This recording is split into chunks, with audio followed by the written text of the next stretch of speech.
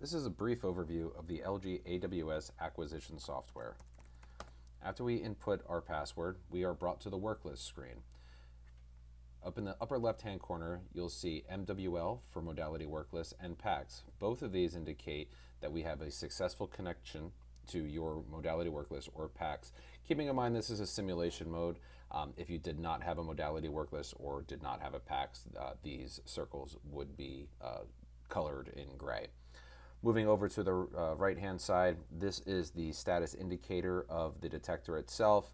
When the ready status icon highlights green on a following screen, that'll indicate that the detector is on, ready to accept radiation or dose. This particular one on mine says 2 stand. This will say you're 14/17.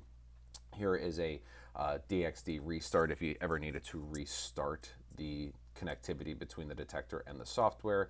You have a battery life indicator as well as a status connection indicator. There are 3 fields that you can use to search and query the work list: the patient ID, the patient name, and the patient date of birth. You can change these later on in the settings. Automatically, the software will default to today's date. So if you are connected to a work list, all of your studies that would be date for today will show up here. If you needed to search prior, let's just say we'll go back to the first of the year, hit that, and then search. That's going to populate all of our studies that we have. You'll notice here on the study list, I've got some that have circles with green and check marks in them. That indicates a completed study. If I click on that particular study, we can see that the thumbnails on those images have additional dots and indicators. The ones with the green circles and the check mark indicate that that has been a completed study. The one with a blue circle and an arrow indicate that there was a successful send to our PACS destination. If you did need to add a patient manually, you'll come down here to the lower left-hand side where it says Create Work List. Click on that. Then there are 3 fields that are mandatory in order to proceed with an exam. That would be an ID, a family name or last name, a given name, or a first name. The rest of this information is completely voluntary, obviously making it easier to search for a patient after you send them to PACS. We have on here set up with an auto ID. Obviously, you're going to probably have your own ID created from your workflow software. But if, for the sake of the demo here, I'm going to include patient auto ID.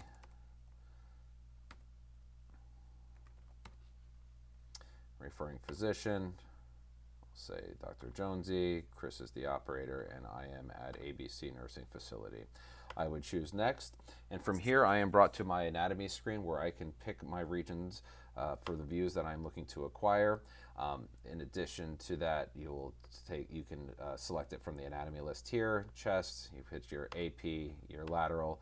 If by mistake you hit lateral twice, you simply come over to the selected, click on the secondary view, and click that. In addition to being able to select these views independently, you have the ability to add procedure code mapping. We've gone ahead and done this as an example in here. So procedure code 73070 is going to be an oblique and a lateral for an elbow. Again, that is all customization that can be done in the back end of the software. I'm also going to go ahead and add lower extremity. I'm going to add a lateral ankle on here as well. So at this point in time, I'm going to hit start. That's if I'm in front of the patient ready to x-ray. Couple of things to keep in mind. Anytime you see a box with the quintessential LG pink color, that indicates that's the view or the function that we are actively on. So in this case, we are looking to acquire the AP chest. If you needed to move around and say maybe you wanted to do the patient's ankle first, you would just come down, hit select to exam, and now we will process for the ankle. All of the rest of this information allows you to put electronic markers on the image itself, indicate the location as well as the size.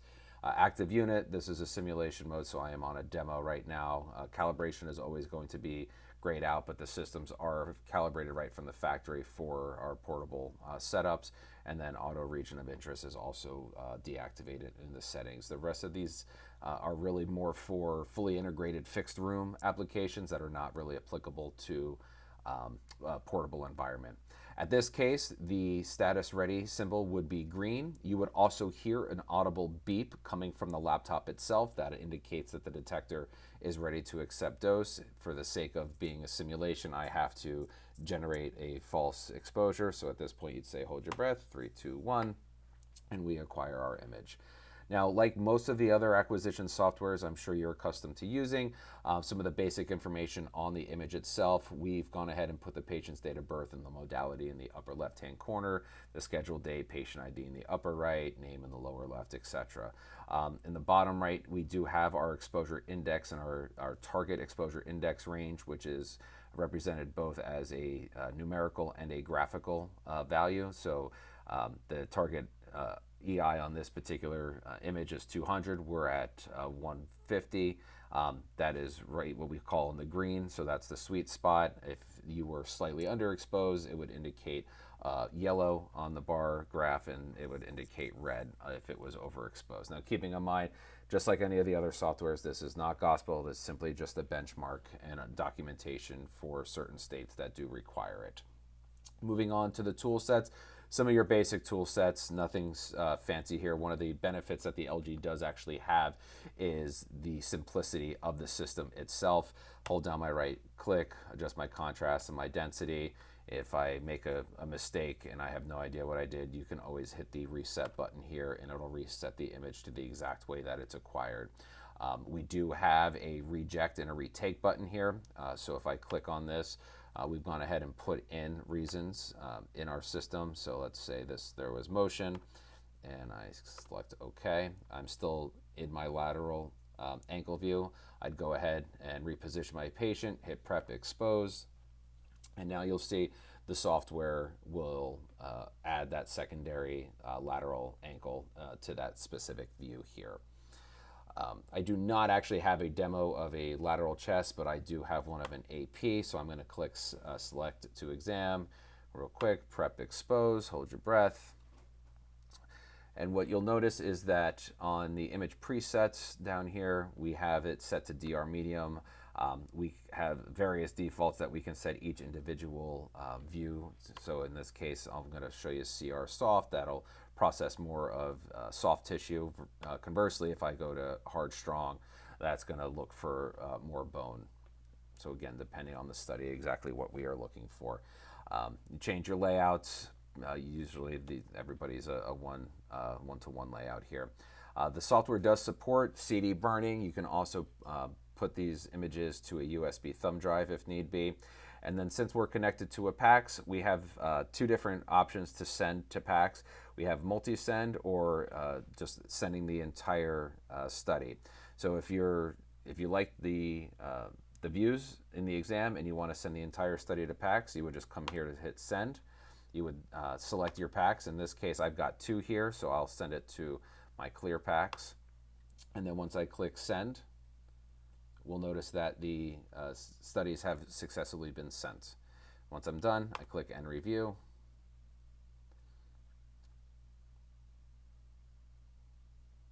And now we are back onto the study list screen here.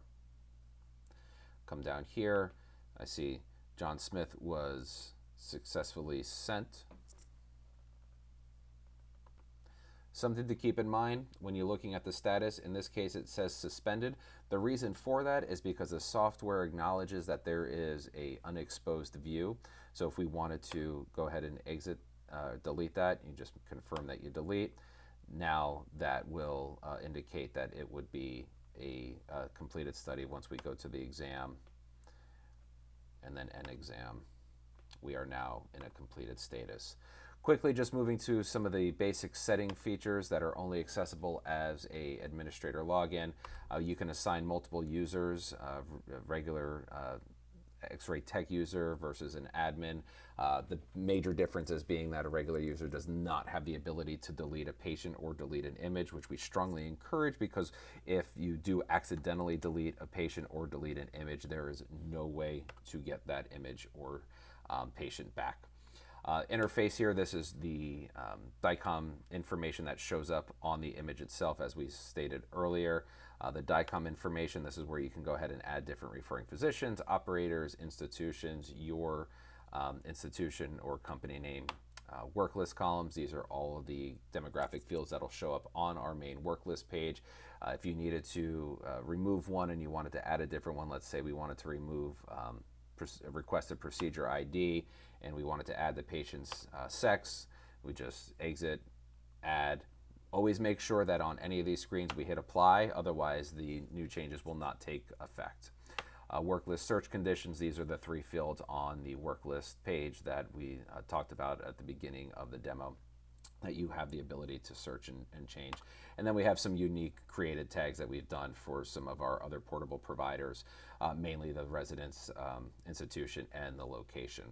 As far as the exams, this is where we would have our reject, retake reasons, and we've already gone ahead and added a lot of these in here in advance. You can always add or remove additional ones, always making sure that you hit apply if you make any changes or adjustments.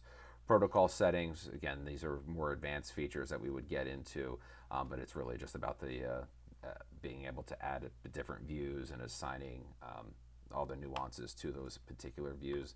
Advanced processing, we already have these set for you out of the box, but going back to the DR medium, if you do use grids, we can have grid line suppression already set up in there. And then tool settings, this is just indicates the thickness of the borders. If you wanted to add a color, you have the ability to do that, keeping in mind that if you do a color on the LG system, it still sends over to PACS as monochrome. Coming to the device tab, this would already be set. You would not have a demo in here. You would just have the LG EDXD with the associated IP addresses. And lastly, comes to your server. So this is where we would add any rapid RAD information that you have once they downloaded their relay onto the machine itself. The modality work list, in this case, we are using a different provider, but we would input all the necessary information, the AE title, the IP address, and the port number. You click verify and you have verification completed. If it was not a successful connection, then we would have here that it shows that it was unsuccessful. Same thing for your PACS as well. You put in the AE title, the IP address, and the port number, verify, and click apply. Appreciate you watching. Please let us know your feedback and any questions.